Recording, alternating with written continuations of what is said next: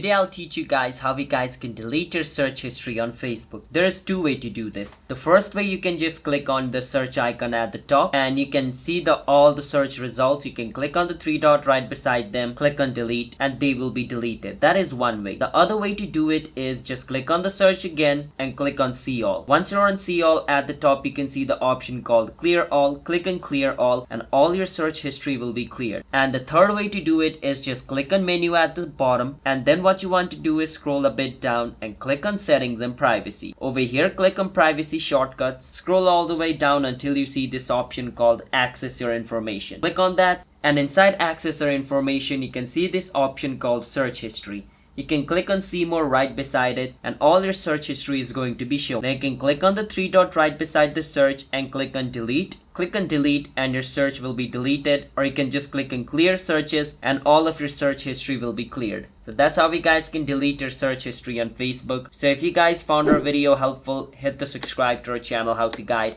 I'll see you guys next time.